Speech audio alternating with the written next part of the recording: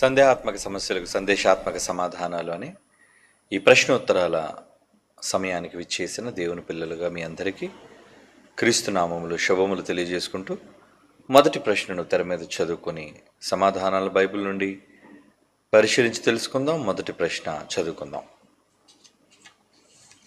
వందనాలన్నయ్య, నా పేరు ఆనంద్, రాజమండ్రి నుంచి మాట్లాడుతున్నాను. నేను మీ వాక్యాలను, డాడీ వాక్యాలను ప్రతిరోజు వింటాను, దేవుడి జ్ఞానం తెలుసుకుంటాను. అన్నయ్య, నాకు ఎప్పటి నుండి ఒక సందేహం ఉంది. నేను చిన్నతనం నుంచి క్రైస్తవుడిని, దేవుడి గురించి తెలిసిన సరే ఆయన్ని ఫాలో అవ్వకుండా నా పనిలో నేనుండి చనిపోతే పాతాళానికి వెళ్తాను కదన్నయ్య, దానికి నేను అర్హుడిని. కానీ నాకు తెలిసిన ఒక కుర్రాడు పుట్టడమే విపరీతమైన పూజలు చేసి హిందువుల ఇంట్లో పుట్టాడు.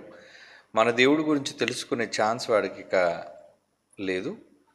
ఎందుకంటే వాడు చిన్నప్పటి నుండి హిందువు, వాళ్ళ దేవుడి గురించి తప్ప మన నిజమైన దేవుడి గురించి తెలుసుకునే అవకాశం వాడికి రాలేదు. అలాంటి వాడు 25 years ఉండగానే యాక్సిడెంట్లో చనిపోయాడు. ఇప్పుడు వాడు నరకానికే కదనే వెళ్తాడు.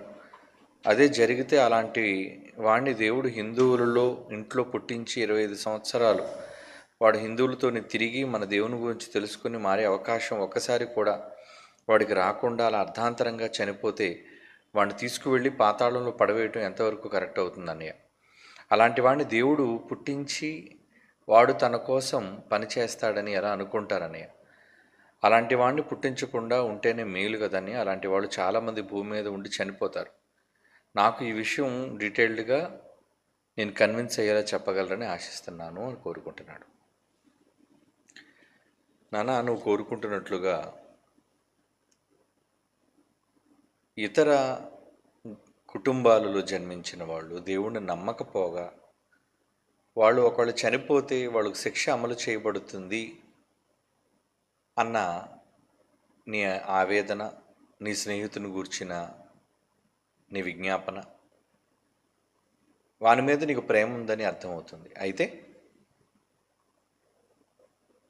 కేవలం ఇతర కుటుంబాల్లో పుట్టినవాళ్ళు మాత్రమేనా నరకానికి వెళ్ళిపోతుంది? క్రైస్తవ కుటుంబాల్లో పుట్టిన వాళ్ళు నరకానికి వెళ్ళటం లేదా? అంటే దేవుడు పక్షపాత? కేవలం ఆయన నమ్మనంత మాత్రాన నరకానికి పంపేసేటంతటి మూర్ఖత్వంలో దేవుడు ఉన్నాడా? అలాంటి వాడా మన తండ్రి అని ఆలోచిస్తే ఖచ్చితంగా కానే కాదు. ఎందుకంటావా? దేవుడు నిష్పక్షపాతి, అందరి పట్ల సమానమైన న్యాయాన్ని కలిగినవాడు. ఇక అందరినీ యథార్థవంతులుగా సృజించినవాడు. అందరూ తన కోసం బ్రతకాలని, సమాజంలో మంచిగా ఎదగాలని కోరుకున్నవాడు.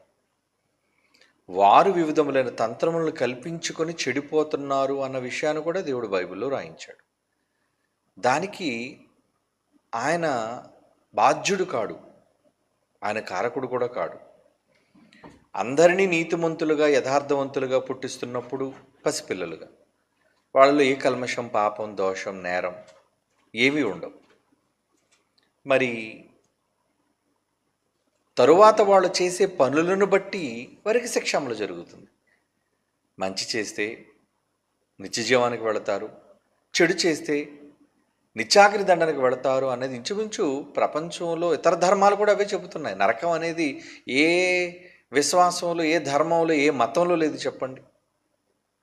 ఏమండి? ఉంది. హైందవ మతంలో నరకం ఉంది, ఇస్లాం మతంలో గెహెన్నా నరకం ఉంది. ఏమండి? క్రైస్తవ్యంలో మరి నరకం ఉంది. అంటే ఈ నరకం అనేది దేనికి, ఎందుకు నరకం అనేది ఉంది అంటే, దేవుని యందు భయభక్తులు కలిగి సమాజంలో మనిషి తనకున్న స్వేచ్ఛను సక్రమంగా వినియోగించుకొని దేవుని కొరకు బ్రతికేవాడిగా ఉంటే, సమాజంలో మంచిని చేసేవానిగా ఉంటే వానికి స్వర్గం ప్రాప్తిస్తుంది. చెడు పనులు చేసి సమాజంలో కంటకుడుగా మారి వాడి వల్ల కుటుంబాలు నాశనం అయిపోయి, ప్రజలు నష్టపోయి ఇబ్బంది పడితే వాడి క్రియలు చొప్పున వాడు నేరాల సంఖ్యను బట్టి వాడికి శిక్ష అమలు జరుగుతుంది. అదే నరకం. కనుక నరకం అనేది తప్పు కాదు, నరకం అన్నది మంచిదే. అంటే శిక్ష అమలు జరిగే చోటు. ఎందుకు శిక్ష అమలు జరగాలి అంటే మనిషి దేవుని కొరకు పుట్టాడు, దేవుని కొరకు బ్రతకాలి, మంచిగా ఈ సమాజంలో జీవించాలి అని దేవుడు నియమించిన ఆజ్ఞ. ఒకవేళ దేవుడన్నా విశ్వాసమే మనకు లేకపోతే ఎవరికి నచ్చినట్లుగా వాళ్ళు ఉండేవాళ్ళు. అప్పుడు ఈ సమాజం ఎంత క్రమంగా ఉండేదా? అక్రమం. సమాజం ఈరోజు కొంతవరకైనా భయభక్తులు కలిగి ఉన్నది అంటే కారణం దేవుని అందరి భయమే. ఏ దేవుడు అనేది పక్కన పెట్టండి. దేవుడు అనగానే ఒక భయం, అమ్మో తప్పు చేస్తే అని శిక్షిస్తాడు అంటే కనీసం ఆ భయం ఉండటం వల్లనైనా సరే కొంతవరకు తప్పు చెయ్యకుండా ఉండాలి అనే ఒక భావనతో మనిషి భక్తితో బ్రతుకుతున్నాడు. కనుక నరకం అనేది తప్పు చేసిన వాళ్ళకి నరకం. తప్పు చేసిన వాళ్ళకి ఎవరికైనా నరకం ప్రాప్తిస్తుంది. ఏదో ఇతర మతానికి చెందినవాడు కాబట్టి అతడు ఒకవేళ నరకానికి వెళ్ళిపోతాడు అనుకుంటే, ఉదాహరణకి బైబిల్లో అబ్రహాం ఉన్నాడు, విశ్వాసులకు తండ్రి. ఆయన ఉన్న కాలంలో, ఆయన జీవించిన కాలంలో అప్పటికి ఏ చట్టం ఉంది ఆలోచించండి. ఏ ధర్మశాస్త్రం ఉంది? వాళ్ళకి ఏ పవిత్ర గ్రంథం ఉంది? ఈరోజు మనకు బైబిల్ ఉందండి, అబ్రహాంకి ఏముంది? లేదు కదా. అబ్రహాంకి ఏమి బైబిల్ లేదు, అబ్రహాంకి ఏమి ధర్మశాస్త్రం కూడా లేదు. ఎందుకంటే ధర్మశాస్త్రం ఇశ్రాయేలు కాలంలో వచ్చింది, ఇలా చేస్తే మంచి, ఇలా చేస్తే చెడు అని. కనుక ప్రతి మనిషి మొదట తీర్పు పొందేది దేనిని బట్టి తెలుసంటే మనస్సునందున్న ధర్మశాస్త్రము అంటాడు పౌలు. రోమపత్రికలో రాస్తూ ఒక మాట చదువుదాం. రోమపత్రిక చూడండి, ఆ మాట ఎక్కడుందో, 2వ అధ్యాయం 14వ వచనం. ధర్మశాస్త్రం, రోమాపత్రిక 2వ అధ్యాయం 14వ వచనం.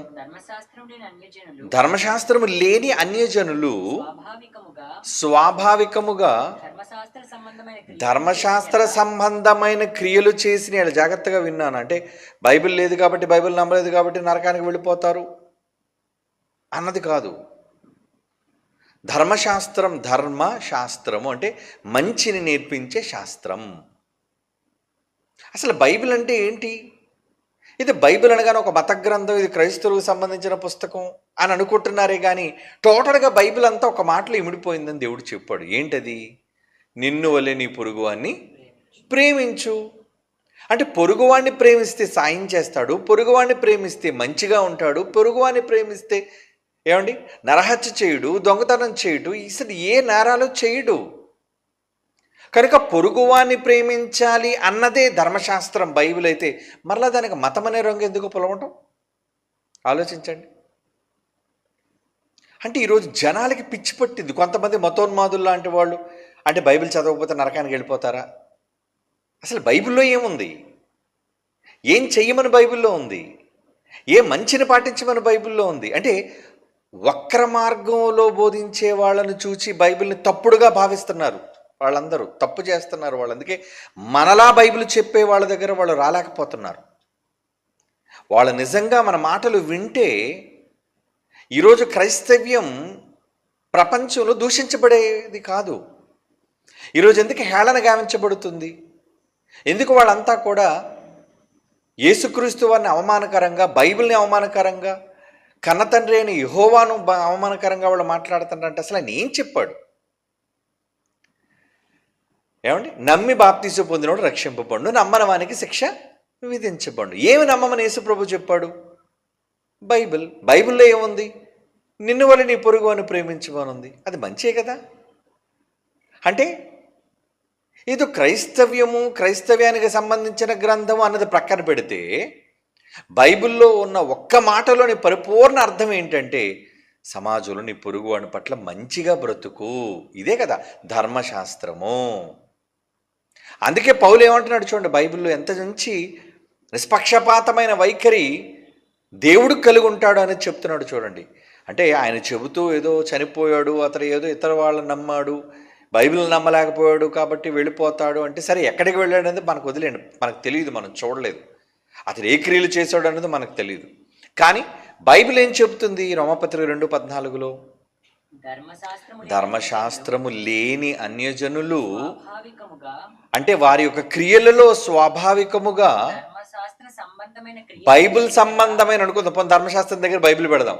ధర్మశాస్త్ర సంబంధమైన క్రియలను చేసిన బైబిల్లో ఉన్న మంచిని చేస్తున్నారు అనుకోండి. ఏంటి భక్తి అంటే? ఏంటి?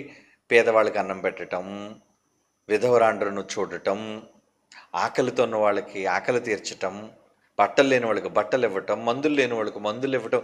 ఇదే కదా యేసు చెప్పాడు, నీ పొరుగునున్న సహోదరుణ్ణి నీలా ప్రేమించు. ఏమండి? ఇది ఒకవేళ చేస్తున్నాడు అనుకోండి, బైబిల్ సంబంధమైన క్రియలు చేసిన ఎడల వారు బైబిల్ లేనివారైనను ధర్మశాస్త్రము లేనివారైనను తమకు తామే మంచిలో బైబిల్లో ఉన్నట్టుగా జీవిస్తున్నారు వాళ్ళు. అంటే అట్టివారి మనస్సాక్షి అంటున్నాడు చూడండి. అంటే వాళ్ళు ఏ విధంగా తీర్పు పొందుతారు? ఇంకా కిందకి చదివితే తీర్పు కోసం కూడా ఉంటుంది. దేని బట్టి వాళ్ళు తీర్పు పొందరు? వాళ్ళ యొక్క మనస్సునందున్న ధర్మశాస్త్రమును బట్టి వాళ్ళు తీర్పు పొందుతురు. అంటే వాళ్ళ క్రియలలో మంచిని చేస్తున్నప్పుడు క్రైస్తవుడుగా మనం ఏం చేయాలి? యేసు ఏం చెప్పాడు? ఏమండి యేసు ఏం చెప్పారు? ఆయన నీ పొరుగువానికి ఆకలితుంటే అన్నం పెట్టు, ఆపదలుంటే ఆదుకో, అవసరతలుంటే తీర్చు. ఇవే కదా యేసుప్రభువు వారు చెప్పారు. కుడివైపు ఉన్న వారిని చూసి వాళ్ళకి మంచి సర్టిఫికేట్ ఇచ్చాడంటే వాళ్ళు చేసే మంచి పనులు బట్టే కదా. కనుక అదే వాళ్ళు చేసినప్పుడు వాళ్ళు బైబిల్ చేసిన వాళ్ళే, వాళ్ళు బైబిల్ ప్రకారంగా జీవించిన వాళ్ళు. అంటే దేవుడు మంచి చేసావా లేదా అన్నది చూస్తాడు. అంటే బైబిల్లో ఉన్న ప్రకారమైన మంచి, ఎందుకంటే బైబిల్లో మంచి ఉంది. నరహత్య చేయమని లేదు బైబిల్లో, దోచుకోమని లేదు బైబిల్లో, తప్పులు చేయమని లేదు బైబిల్లో, మంచిగా బ్రతకమని ఉంది బైబిల్లో. ఆ మంచి ప్రకారంగా ప్రపంచంలో ఏ మనిషి బ్రతికినా ఏమండి క్రియలను బట్టి అతడు ఏమవ్వాలి? అంత మంచి చేస్తే ఆ మంచికి మూలకారకుడు ఎవరు? యేసు ప్రభువుని. ఆయన ఎందుకు మనసులో నమ్మకుండా ఉంటాడు చెప్పండి? నమ్మాలి ఖచ్చితంగా. యేసు ప్రభువుని నమ్ముతాడు కదా. ఇన్ని మంచి పనులు చేసిన ప్రపంచంలోని ఒకే ఒక వ్యక్తి ఏమండి? యేసు ప్రభువు వారు. అంటే ఆయన ఆయుధాలతో దాడి చేయలేదు, అవునా? లేదా మత సంబంధమైన వివాదాలు రెచ్చగొట్టలేదు, అందరినీ సమానంగా చూశారు. కనుక అబ్రహాం కాలాన్ని గురించి మనం ఆలోచిస్తే ఆయనకి ఆ రోజు బైబిలే లేదు. నోవహు ఆయనకి బైబిల్ లేదు, అవునా కదా? మీరు చెప్పండి. ఆదాము నుంచి ఇశ్రాయేలు కాలంలో ధర్మశాస్త్రం వచ్చినంత వరకు ఆ ధర్మశాస్త్రం ఎవరికి ఉంది చెప్పండి? ఇశ్రాయేలుకే కదా ఉంది. మరి ఇశ్రాయేలుతో పాటు యేసుప్రభు వచ్చినంత వరకు ఏ ధర్మశాస్త్రం ఉంది చెప్పండి? ప్రపంచంలో ఉన్న వాళ్ళందరికీ ధర్మశాస్త్రం అప్లై అవ్వదుగా. ఇశ్రాయేలుకి ఇచ్చిన ధర్మశాస్త్రం అప్లై అవ్వదుగా. మరి ఏముంది వాళ్ళ దగ్గర? మంచి. అంటే యెబూసీలు ఉన్నారు, హివ్వీలు ఉన్నారు, హిత్తీలు ఉన్నారు, అమాలేకీలు ఉన్నారు, పెరిజీలు ఉన్నారు, కనానీయులు ఉన్నారు, ఎదోమీయులు ఉన్నారు. వీళ్ళందరూ ఎవరు? అన్య ప్రజలు. మరి వాళ్ళందరూ కూడా క్రీస్తు వరకు బ్రతికిన తెగలన్నీ ఆదాము నుంచి ఎంతమంది అయితే ఉన్నారో వాళ్ళందరికీ ఏం లేదు? ధర్మశాస్త్రం లేదు కదా. ధర్మశాస్త్రం ఎవరి కొరకు ఉంది? ఇశ్రాయేలీలకే కదా. ఎందుకంటే ధర్మశాస్త్రం ఎవరికి ఇవ్వబడింది? లేవియా కాండంలో రాయబడింది చూడండి, చివరి అధ్యాయం, చివరి మాట, 23వ అధ్యాయం లేవియా కాండం. ఎందుకంటే బైబిల్ని ఈ విధంగా ఆలోచించటం వీళ్ళకి చేతకాక, బైబిల్ని సరి అయిన విధానంలో సమాజంలో చెప్పటం వీళ్ళకి తెలియక, ఇష్టారాజ్యంగా బైబిల్ బోధించటం వలన చాలామంది ఈరోజు బైబిల్ని అవమానకరంగా మాట్లాడుతున్నారండి, దేవుణ్ణి దూషిస్తున్నారండి. ఇప్పుడు మనం పాతదన క్రీస్తుకు ముందు ఎవరైతే ఉన్నారో క్రీస్తు కాలం వరకు, ఎందుకంటే క్రీస్తు తర్వాత కదా నూతన నిబంధన వచ్చింది. మరి పాత నిబంధనలో ఎవరికట అది? ఆ మాటలు చూడండి, 23వ అధ్యాయం, క్షమించండి 27వ అధ్యాయం లేవియా కాండం 34వ వచనం. ఇవి యెహోవా సీనాయి కొండ మీద ఇశ్రాయేలీల కొరకు మోషేకిచ్చిన ఆజ్ఞలు అన్నాడు. అంటే పాత నిబంధన అంతా కూడా ప్రపంచం అంతా అప్లై అవుతుందా, లేదంటే ఇశ్రాయేల్కి అప్లై అవుతుందా? మీరు చెప్పండి. ఇశ్రాయేల్కి అప్లై అవుతుంది. మరి అప్పుడున్న అమాలేకీలు ఉన్నారు, వాళ్ళకి ఏది అప్లై అవుతుంది చెప్పండి? ఏ చట్టం అప్లై అవుతుంది చెప్పండి వాళ్ళకి? మంచి. భూమి మీద మనిషి పుట్టిన నాట నుంచి మంచి చెడు అనేవి రెండు ఉన్నాయి. ఎందుకంటే ఆదాము కాలంలో మంచి చెడ్డలు ఎరుగునట్లు అని అన్నాడా? ఆదాము కాలం నుంచి మంచి చెడులు ఎరిగిన వాడైనా మనిషి. ఆదాము మంచి చెడులు ఎరిగిన వాడుగా మనలో ఒకరి వంటి వాడు ఆయను అని దేవుడు సర్టిఫై చేశాడు కదా.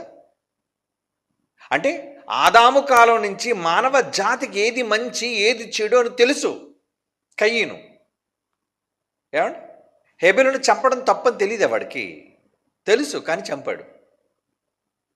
అంటే ఇది చెడు అని తెలిసినా వాడు తెలిసి కూడా తప్పు చేశాడు. తెలియక తప్పు చేయలేదు, ఏదో నుండి అనుకోకుండా రాయి ఇసురుతుంటే మా తమ్ముడు అడ్డొచ్చేసాడు, రాయి వాడు తలకు తగిలింది అని కాదు కదా. వాడు ఇంటెన్షనల్గా చంపాడు, కావాలని చంపాడు వాడు.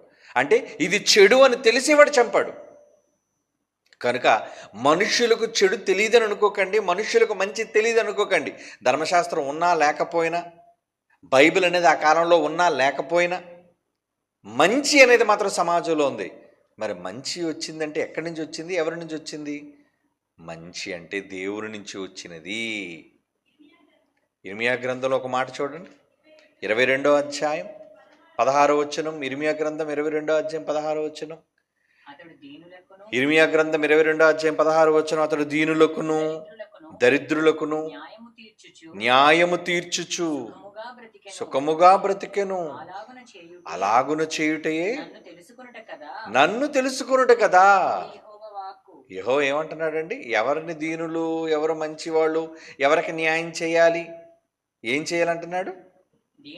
దీనులకును దరిద్రులకును న్యాయాన్ని తీర్చండి. ఏది మంచోది చెయ్యండి. మంచిని చేయటమే కదా నా వాక్కు, నా ఇష్టం. అలాగే ఇది ధర్మశాస్త్రం. ఇర్మియా అంటే ఎప్పుడొచ్చాడు? ప్రవక్తల్లో కూడా అప్పటికి ధర్మశాస్త్రం ఉంది. కానీ ధర్మశాస్త్రం లేని ముందు కాలానికి వెళ్ళిపోతే అప్పుడు ఏ బైబిల్ ఉంది చెప్పండి? ఎవరికీ లేదు. అంటే ఆదాము మొదలుకొని యేసు ప్రభు వచ్చినంత వరకు ఇశ్రాయేలుని మినహాయిస్తే ప్రపంచంలో ఏ జాతి వారికి ఏ పుస్తకం లేదు. సరే, వాళ్ళు ఏవో రాసుకున్నారు, వదిలేయండి, వాటి కోసం కాదు. అంటే దేవుని కోణంలో నుంచి ఆలోచిస్తే మాత్రం మంచి అనేదే ఉంది. దానికి గ్రంథం కావాలా? ఏమండి, నువ్వు మంచిగా బ్రతకడానికి గ్రంథం కావాలా? నువ్వు మంచిగా బ్రతకాలా? నువ్వు మంచిగా బ్రతకాలి. కనుక మంచిగా జీవించమని చెప్పాడు. మరి మంచిగా జీవించిన వాళ్ళు ఎవరైనా వాళ్ళు ఎక్కడికి వెళ్తారు? స్వర్గం. అవునండి, స్వర్గానికి వెళ్తారు వాళ్ళు. మంచిగా బ్రతికిన వాళ్ళు ఎవరైనా వాళ్ళు ఖచ్చితంగా నిత్య జీవానికే వెళతారు. ఎందుకంటే ఆ రోజు వాళ్ళకి ధర్మశాస్త్రం లేకపోయినా మంచిగా తమ మనస్సునందున్న మంచిని వాళ్ళు చేశారు కనుక. కానీ పాపాలు చేశారనుకోండి, కీడు చేశారనుకోండి, మరి ఆ కీడుకు దేవుడు శిక్ష అమలు చేయడా? చేస్తాడు. కనుక ఇక్కడ నీ స్నేహితుడు చచ్చిపోయాడు కదా, అతను ఏ మతానికి చెందినవాడు అనేది పక్కన పెట్టు. ముందు అసలు మంచివాడా కాదా, అసలు దేవుడు అతనికి అవకాశం ఇచ్చాడో లేదో అని నువ్వు అనుకుంటా. అవకాశం ఇవ్వలేదని నువ్వెలా చెప్తావు? ఈరోజు సమాజంలో కళ్ళ ముందు ఎంతో మంచి ఎంతో చెడు మనిషి కళ్ళ ముందు చూస్తున్నాడు. నువ్వు దేన్ని స్వీకరిస్తున్నావు? ఎందులో మంచి ఉందని నువ్వు అనుకుంటున్నావు? ఏది మంచి ఏది చెడు అని విచక్షణ మనిషికి లేదా? జంతువుల కంటే అది లేవండి, వాటికి విచక్షణ లేదు. మనిషి లాంటి మేధస్సు వాటికి లేదు. కానీ మనిషి సకల జీవరాశులన్నిటికంటే మేధావి, మంచి చెడులు విచక్షణ తెలిసినవాడు. మరి తెలిసినప్పుడు ఇది మంచి అని మనిషి ఎందుకు అనుకోలేకపోతున్నాడు? ఇది మంచి అని తెలుసుకొని ఎందులో మంచి ఉందో ఆ మంచి ఎందుకు చేయలేకపోతున్నాడు? కాబట్టి నాన్న, అతను నరకానికి వెళ్ళిపోయాడో ఎక్కడికి వెళ్ళిపోయాడో అనేది దేవుడికి విడిచిపెడదాం. ఏదో ఇతర మతంలో ఉన్నాడు కాబట్టి నరకానికి వెళ్ళిపోయాడు అనుకుంటే మరి క్రైస్తవ మతంలో ఉన్నవాళ్ళు, క్రైస్తవ్యంలో ఉన్న వాళ్ళందరూ స్వర్గానికి వెళ్ళిపోతారా? వాళ్ళు ఎందుకు నరకానికి మరి వెళ్ళిపోతున్నారు చాలామంది? అలాంటి వాళ్ళ కొరకు అగ్ని ఎందుకు భద్రపరిచాడు దేవుడు? కనుక ఇక్కడ వెళ్ళటం వెళ్ళకపోవటం అనేది ఇది మతానికి సంబంధించింది కాదు, మంచికి సంబంధించింది. మంచి, నువ్వు మంచిగా బ్రతుకుతున్నావా? ఆ మంచి ఎక్కడుంది? ప్రకృతిలో మంచి ఉంది, ప్రకృతిలో దైవత్వం ఉంది, ప్రకృతిలో దేవుని యొక్క లక్షణాలు ఉన్నాయి. నువ్వు ప్రకృతిని చూస్తే, ఒక చెట్టు చూస్తే నువ్వేమనుకోవాలి, ఏం నేర్చుకోవాలి? ఏమండి, చెట్టును చూస్తే ఏమి నేర్చుకోవాలి? ఏంటి ఇది, నీళ్లు తాగడం తప్ప మన నుంచి ఏమీ ఆశించటం లేదే.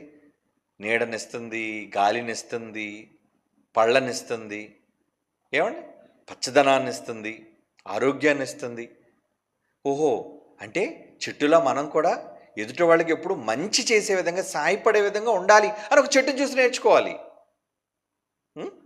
ఇలా ప్రకృతిలో దేన్ని చూచినా దేవుడు దాన్నే కదా చూసి నేర్చుకోమన్నాడు. అసలు నా లక్షణాలు, నేను అంటే ఎక్కడో ఉన్నానని కాదు, నా లక్షణాలు ఎందులో పెట్టానని అన్నాడు? ప్రకృతిలో పెట్టాను. దైవత్వం, దేవుని యొక్క లక్షణాలన్నీ ఎక్కడున్నాయట? ఈ ప్రకృతిలోనే. రోమపత్రులు అన్నాడు కదా, 1వ అధ్యాయం 20వ వచనం. దేవుడు కనిపించకపోయినా ఆయన అదృశ్య లక్షణములు అనగానే నిత్యశక్తి, దేవత్వము, జగదుత్పత్తి అంటే సృష్టి పుట్టినది మొదలుకొని సృష్టింపబడిన వస్తువులను ఆలోచిస్తే మీకు తేటపరచబడుతుంది కదా. అందులో నా గుణం కనబడుతుంది, దేవుని లక్షణాలు కనబడుతున్నాయి అందులో. ఏమండి, గాలిలో మంచి, నీటిలో మంచి, నింగిలో మంచి, నేలలో మంచి. మనిషి కదా చెడు చేస్తున్నాడు, అవన్నీ ఇప్పుడు మంచిగానే ఉన్నాయి. కనుక మంచిని చూసి మంచిగా బ్రతకడం నేర్చుకో.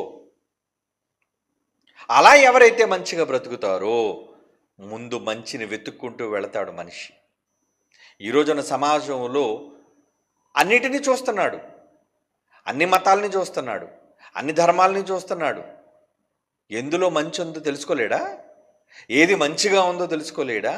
ఏది నిష్పక్షపాతంగా ఉంది, ఏది పక్షపాతంగా లేనిదిగా ఉంది, ఏమండి, తెలుసుకోలేడా? తెలుసుకోవాలి. తెలుసుకునే జ్ఞానం లేకపోతే, నువ్వు తెలుసుకోకపోతే అది నీ తప్పు. దేవుడు అడుగుతాడు, అన్నిటినీ తెలుసుకున్నావా? అన్నీ తెలుసుకున్నాను. ఎలా ఎలా తెలుసుకున్నావు? ఏమండి, మనిషి అన్నిటినీ స్వాభావికంగా స్వతహాగా తెలుసుకుంటున్నాడు మనిషి. మరి అన్నిటిని నువ్వు తెలుసుకొని సాధించగలుగుతున్నప్పుడు నువ్వు నా కోసం ఎందుకు తెలుసుకోలేకపోయావు? దేవుడు అడుగుతాడు. ప్రభు, నీ కోసం తెలుసుకోకుండా చచ్చిపోయినాయా అని అంటే ఎందుకు తెలుసుకోలేకపోయావు? నేనంటే మంచే కదా. ఆ మంచి ఎక్కడుందో ప్రపంచంలో నువ్వు ఎందుకు వెతకలేకపోయావు? అవునా? మంచి భార్య ఎక్కడుందో వెతుక్కున్నావు, మంచి ఉద్యోగం ఎక్కడుందో వెతుక్కున్నావు, మంచి స్థలం ఎక్కడుందో వెతుక్కున్నావు, మంచి వస్తువులు ఎక్కడున్నాయో వెతుక్కున్నావు. అన్నింటినీ వెతుకో. మరి నన్ను ఎందుకు వెతకలేదు నువ్వు? అడుగుతాడు వాణ్ణి, ఎవరినైనా అడుగుతాడు. కనుక ఏ మనిషి అయినా సరే దేవుని ముందు తీర్పు తీర్చబడేటప్పుడు మన క్రియల చొప్పున తీర్పు తీర్చబడతాడు. కాబట్టి నీ స్నేహితుడి కోసం నువ్వేం వరి అవ్వాల్సిన పని లేదు. అతను మంచి పనులు చేస్తే ఖచ్చితంగా అతడు ఏది నిజమో తెలుసుకొని దాన్ని నమ్ముతాడు. లేదు తెలుసుకోలేకపోయాడు అనుకోండి, అది ఎవరు తప్పది? నీ కళ్ళ ముందు పెట్టాను, నువ్వు ఎందుకు తెలుసుకోలేకపోయావు? నువ్వు తెలుసుకోవడానికి ఎందుకు ప్రయత్నించలేదు అని దేవుడు ప్రశ్నిస్తాడు.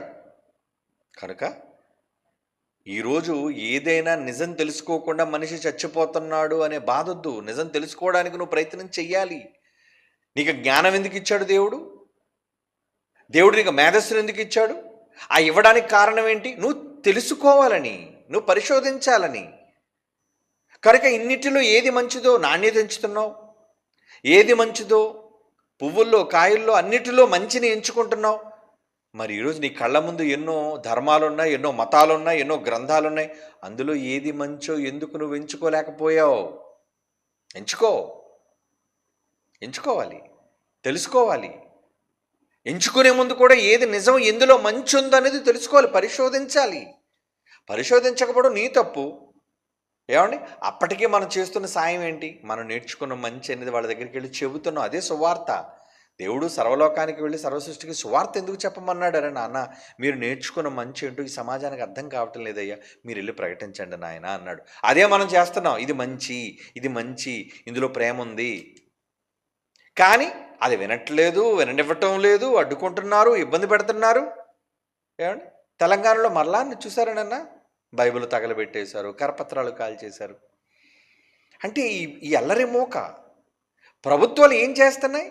ఏమండి, తెలంగాణలోని కాంగ్రెస్ ప్రభుత్వం ఏం చేస్తుందండి? పట్టించుకుంటున్నారు అసలు వాళ్ళు?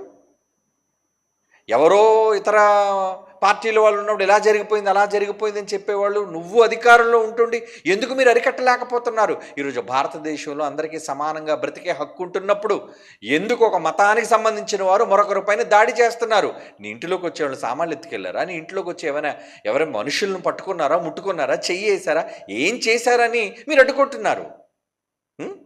గ్రామాలకు రాకూడదట, ప్రచారాలు చేయకూడదట. మరి అలాంటప్పుడు రాజ్యాంగంలో ఎందుకు రాసుకున్నారు?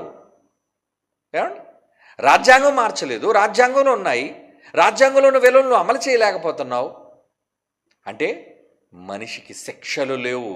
తప్పు చేసిన దానికి కఠినమైన శిక్ష. ఈరోజు విదేశాల్లో చూడండి, చాలా కఠినమైన శిక్షలు అమలు చేస్తారండి. పాశ్చాత్య దేశాల్లో అయితే ఏమండి వందల సంవత్సరాల శిక్ష అమలు చేస్తారు. అది బతుకుండేది 60-70 సంవత్సరాలు, కానీ 230 సంవత్సరాల శిక్ష అంటాడు అంతే. అంటే నువ్వు చచ్చినంత వరకు అక్కడ ఉండాలని, లేదా నిన్ను ఉరి తీయాలని, నిన్ను చంపాలని. ఏమండి కొన్నిసార్లు నేరాలకి, చిన్న నేరాలు కూడా పెద్ద పెద్ద శిక్షలు. గల్ఫ్ దేశాల్లో చాలా పెద్ద శిక్షలు. ఏమండి ఆసియా దేశాల్లో డ్రగ్స్ లాంటి వ్యాపారంలో కానీ పట్టుబడ్డారు అనుకోండి, ఉరి తీయడమే, చంపేయటమే. చూసారా? మన దేశంలో డ్రగ్స్కి వ్యాపారం చేస్తే, డ్రగ్స్తో పట్టుబడితే ఉరిదీరండి. అంటే బాగా వెసులుబాటు ఇచ్చేసాం మనం. అంటే మనుషులకు చట్టాల మీద భయాలు లేవు. భయం లేకపోవడం వల్ల ఎలా భయం మీరు ప్రవర్తిస్తున్నారు మనుషులందరూ. ఏమని? రాజ్యాంగం మీద గౌరవం లేదు, చట్టం మీద గౌరవం లేదు. ఏమనంటే ప్రభుత్వాలు, ఈ మధ్యన కొన్ని ప్రభుత్వాలు ఏమని బోగట్టా తెలుసండి వాళ్ళ మాటలు. ఇదిగో ఎవరెవరు ఎక్కువ కేసులు ఇతర పార్టీల మీద పెడతారో వాళ్ళకి మా పార్టీలో చోటిస్తాం. ఇలాంటి వాళ్ళు మీరు వినే ఉంటారు వార్తలు. ఏమండి అధికారంలోకి వచ్చేటప్పుడు వీళ్ళు ఏమన్నారంటే, మీరు ఇతర పార్టీల వాళ్ళ మీద ఎన్ని కేసులు పెడితే మేము మీకు అన్ని పదవులు ఇస్తాం. అంటే ప్రభుత్వాలే నేరాలు చేయమని ప్రోత్సహిస్తున్నాయా? ఇది మంచిదేనా? అంటే ప్రభుత్వాలకు సంక్షేమం చేసేవాళ్ళైనా వీళ్ళు? లేదా ఒకరి మీద ఒకరు పగలు సాధించుకొని పోటీలతోని ఒకరు చంపుకొని నరుక్కునేవాళ్ళ వీళ్ళు? ఏమండి అసలు నీకు ఓటేసి గెలిపించిందే మాకు రోడ్డేస్తామని, మాకు అన్నం పెడతామని, ప్రజలందరినీ ప్రేమతో నువ్వు చూసుకుంటావని. కానీ నువ్వు వచ్చిన తర్వాత ఏంటి? కేసులు అంటున్నావు. ఎప్పుడు చూడండి కేసులకి. ఎవరి మీద కేసులు? ఆడిని అరెస్ట్ చేసాం, వీడిని అరెస్ట్ చేసాం, వీడిని లోపలేసాం, వాడిని లోపలేసాం, వీడి మీద పగ సాధిస్తున్నాం, వాడి మీద పగ సాధిస్తున్నాం. అంటే నువ్వు పగలు సాధించడానికా వచ్చావు? కక్షలు సాధించడానికా నీ నోటీస్ గెలిపించాం? నీకు ఎవరెవరి మీద అయితే పగ ఉందో వాళ్ళందరి మీద పగ తీర్చుకోరా అని చెప్పా నువ్వు ఎమ్మెల్యేగా, ఎంపీగా గెలిపించావు మేమందరమే కాదే. ఒక ప్రభుత్వానికి నియమించడానికి ఒక అధికారిని, ఒక ఎమ్మెల్యే, ఎంపీని మనం ఎన్నుకున్నామంటే సంక్షేమం, ప్రజలకు మంచి చేసేవాడిగా ఉండాలి అధికారి. మరి వీడు అధికారానికితో గద్దెలెక్కిన తర్వాత ఏం చేస్తున్నాడు? కక్ష సాధింపులు, పగ సాధింపులు. ఒక ప్రభుత్వాన్ని కాదండి, ఏ ప్రభుత్వాలైనా అంతే.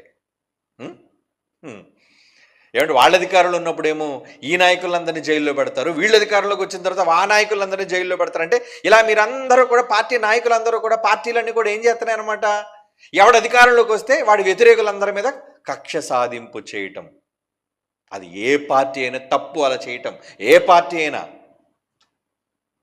కనుక వీళ్ళు ఇలా మారిపోవడానికి గల కారణం ఏంటి? కఠినమైన శిక్షలు అమలు జరగకపోవటం వల్ల అటు ప్రజలు అలాగే మారిపోయారు, ప్రభుత్వాలు అలాగే మారిపోయాయి. ఇంకా ప్రజలకు మంచి ఎక్కడ జరుగుతుంది చెప్పండి? మనం ఈరోజు మంచి చెప్పడానికి, ప్రకటించడానికి వెళుతుంటే కొడుతున్నారు, అడ్డగిస్తున్నారు, బైబిల్ని తగలబెడుతున్నారు. భయం లేకుండా పోయింది మనుషులకి. అంటే చట్టాలు సరిగ్గా అమలు చేయలేకపోతున్నారు, ఫెయిల్ అయిపోయారు. ఆ ఫెయిల్యూర్ ఎవరిదో తెలుసా అండి? అధికార యంత్రాంగానిది. నువ్వు అధికారిగా ఉన్నావు అంటే కారణం ఇలాంటి వాటిని నియంత్రించాలి. ఇలాంటి వాడికి తప్పు చేసిన వాడు ఒకసారి గట్టిగా శిక్ష పడితే ఇంకొకసారి వాడు చేయడు. కనుక మనం మంచి చెప్పడానికి వెళుతున్నాం. ఎందుకు చెప్పాలి? ఏది మంచో ఏది చెడో తెలుసుకోరా నాయన, సోదరా, తెలుసుకోరా బాబు అని మనం అంటున్నాం. చెప్పకూడదా? చెబుతాం. నీ పిల్లలకు నువ్వు చెప్పవా ఇది మంచి ఇది చెడని? ఏమండి, రే నాన్న తప్పు మాట్లాడకూడదురా, కొట్టకూడదురా, మన పిల్లలకు నేర్పిస్తాం. చెప్పకూడదు, అది చెప్పాలి. తెలియని వాడికి చెప్పడం అనేది ధర్మం, కర్తవ్యం అయితే ఈ దేశంలో చాలామందికి ఏది మంచో ఏది చెడో కూడా కన్ను మిన్ను కానకుండా ఉన్నారు. మరి వాళ్ళకి చెప్పాలా వద్దా? చెప్పాలి. చెప్పడం మతం అంటే ఎలా? మీరు చెప్తున్నారంటే మతాన్ని చెప్తున్నారంటే మతం కాదురా, మంచిని చెబుతున్నారు. కనుక ఇలా ప్రకటిస్తున్నప్పుడు, కరపత్రాలు పంచుతున్నప్పుడు, ఎన్నో ప్రకటనలు జరుగుతున్నప్పుడు మరి స్నేహితుడు విన్నాడా లేదా? వినే ఉంటాడు. ఏమాత్రం అసలు యేసుప్రభు పేరు కూడా వినుండడా వీడు? బైబిల్ గురించి మంచి కూడా వినుండడా చెప్పండి? మరి నీ స్నేహితుడు అంటున్నావు, నువ్వు ఏ రోజు మంచి వాడితో మాట్లాడి ఉండవా బైబిల్ కోసం? కనుక నీళ్ళ దగ్గర ఉన్న మంచి, నీలో ఉన్న మంచి అంటే చూచినప్పుడు ఏంటి వీడు అందరిలా లేడు, అందరిలా వీడు బూతులు మాట్లాడట్లేదు, అందరిలా వీడు ప్రవర్తించట్లేదు, అందరిలా వీడికి చెడు అలవాట్లు లేవు, వీడు చాలా భయభక్తులతో ఉన్నాడు, ఏంటి ఏంటి నీలో ఉంది అని ఒక చెడ్డవాడు కూడా ఒక మంచివాడిని చూసి మారే పరిస్థితి వస్తుంది. ఎప్పుడు? మంచి సహవాసం నువ్వు వాడికి ఇవ్వగలిగితే. ఏమండి? ఒక చెడ్డవాడు మంచివాడు కలిస్తే ఏమండి, ఒక మంచివాడు చెడ్డవాడిగా మారిపోతున్నాడా, లేదా ఒక చెడ్డవాడు మంచివాడిగా మార్చగలుగుతున్నాడా? ఎవరు ప్రభావం ఎక్కువ ఉంది చెప్పండి? అది ఆలోచించుకోవాలి. మీరు స్నేహాలు చేయండి ఎవరితోనైనా, కానీ వాళ్ళని మీరు మార్చగలుగుతున్నారా, లేదా వాళ్ళ దారిలోకి మీరు మారిపోతున్నారా? స్నేహాలు చేసి చాలామంది వాళ్ళ త్రోవలోకి వెళ్ళిపోతున్నారు. ఏమిటి? తాగుబోతుడితో నేను స్నేహం చేసి నువ్వు తాగుబోతు అయిపోకూడదు. వాడు తాగుడు చెడు అలవాటు మాన్పించు. ఏమండి? దొంగోడితో నువ్వు సహవాసం చేసి వాడు దొంగతనం మాన్పించు, మంచి చెప్పి. అంతేకాదు నువ్వు కూడా కన్నాలు వేయడానికి బయలుదేరక వాడితో. అది కాదు నేర్చుకునేది. ఈరోజు బైబిల్ ద్వారా మనం నేర్చుకుని సమాజానికి చెప్పి ప్రకటించేది ఏంటంటే, అరే మంచి చెయ్యండిరా, మంచి నేర్చుకోండిరా, మంచిగా ఉండండిరా. మరి వినట్లేదే? ఎంతమంది వినట్లేదు ఈరోజు? వినివాడు మారాలా వద్దా? ఏది మంచో తెలుసుకొని మారాలా వద్దా? క్రైస్తవుడు ఇన్ని తిడుతున్నా, ఏం చేస్తున్నా వాళ్ళు మౌనంగా తలదించుకొని వెళ్ళిపోతున్నా. కానీ ఏది హైందవుల దగ్గరికి వెళ్ళి మీరు అలాగనండి చూద్దాం. వాళ్ళ దేవాలయాల దగ్గరికి కానీ వెళ్ళి, లేదంటే వాళ్ళ పండగల దగ్గరికి కానీ వెళ్ళి మీరు గట్టిగా మాట్లాడండి. అసలు మీరు బయటికి రాగలరా? చితక్కొట్టేస్తారు మిమ్మల్ని అందరిని శుభ్రంగా దేహశుద్ధి చేసేస్తారు మిమ్మల్ని. పోలీస్ స్టేషన్కి అప్పచెప్తారు. ఎందుకంటే ఒంటి నిండా దెబ్బలే, రక్తాలు కూడా కారేటట్టుగా కొడతారు. అవసరమైతే చంపేస్తారు కూడా. ఉత్తర భారతదేశంలో అయితే చంపేస్తారు. ఏమండి? ప్రాణాలు కూడా పోతున్నాయి. ఎందుకంటే వాళ్ళందరూ అలా మారిపోయారు. అంటే ఏంటి? మేము ఎవరినైనా కొడతాం, ఎవరినైనా తిడతాం, ఎవరినైనా నరుకుతాం, ఎవరినైనా చంపుతాం. మరి క్రైస్తవుడు నువ్వు అలా చేయలేవుగా. అప్పుడు వాడు చూసి ఏమనుకోవాలి? ఏంట్రా వీళ్ళు ఏం చేస్తున్నారు, ఎంత మంచిగా ఉన్నారేంటి, ఇంతకు వీళ్ళు నేర్చుకుంటున్న మంచి ఏంటి? వాడు ఒకవేళ మిమ్మల్ని చూసి కూడా వాడు మారకపోతే, తాను ప్రశ్నించుకోకపోతే ఖచ్చితంగా శిక్షగా నరకానికి పోతాడు. ఎందుకంటారా? తెలుసుకోవాలి ఎందులో మంచి ఉందన్నదో ప్రతి మనిషి విచక్షణతో ఆలోచించాలి. నేను గుడ్డిగా ఇందులోనే పుట్టాను కాబట్టి ఇందులోనే చస్తాను, ఇందులోనే ఎలాగోలా పోతాను అని అనుకుంటే ఎలా? ఏది మంచో తెలుసుకో. నువ్వు క్రైస్తవుడిగా పుట్టినందుకు నా బైబిలే రైట్ అని అనుకోకూడదు. ఏది నిజం, ఇందులో ఎంతవరకు సత్యం అనేది నీ అన్వేషణ, నీ పరిశోధన నువ్వు కూడా ఉండాలి కదా. నీకు ఒక్కసారి నువ్వు అన్వేషణతో పరిశోధనతో సాధిస్తే నువ్వు చాలా స్టాండర్డ్గా ఉంటావు. అందులో నిన్ను ఎవరు కదలపలేరు ఇంకా. కనుక నాన్న, నీ స్నేహితుడి విషయంలో ఏం జరిగిందో వాని యొక్క క్రియలను బట్టి దేవుడు వానికి తీర్పు తీరుస్తాడు. కనుక ఇక మీదట నువ్వు ఎవరితో స్నేహాలు చేసినా ఆ స్నేహితుల్ని మంచిగా మార్చడానికి నీ వంతు ప్రయత్నం చేయి. నువ్వు చెప్పు, ఇది మంచి అని చెప్పు. వాడితో స్నేహం చేయడం అంటే ఊరికనే ఫ్రెండ్షిప్ కాదు కదా. నీ మంచి ఏంటో వాడికి నేర్పించు, వాడికి ప్రకటించు. అదే ఫ్రెండ్షిప్. ఏమండి? ఏమి చెప్పకుండా ఊరికనే స్నేహం ఏంటి? కనుక వాడికి ఒకసారి చెప్పేయి, వాడు విన్నాడా లేదని తర్వాత ఒక మంచిని ప్రకటించి అంతే. మారలేదా? దేవుడు అడుగుతాడు. ఒకసారి నీ స్నేహితుడు చెప్పాడు కదరా, నువ్వు ఎందుకు వినలేదు? చెప్పాడు ప్రభు, నేను వినలేదు. ఎందుకు? అవును ప్రభు, అప్పుడు నాకు మతపిచ్చితో ఉన్నాను, నేను అప్పుడు నేను అహంకారిగా ఉన్నాను, నేను వినలేదు. అప్పుడు దేవుడు ఏమంటాడు? అంటే తెలుసుకోండి నువ్వు వినలేదు అనమాట. కనుక నీ తప్పు, శిక్ష అమలు చేయండి వాడికి అంటాడు. కనుక అలా దేవుడు వాని క్రియలను బట్టి తీర్పు తీరుస్తాడు. కాబట్టి నువ్వేమి వాని విషయమై దిగులు పడవద్దు. ఓకేనా?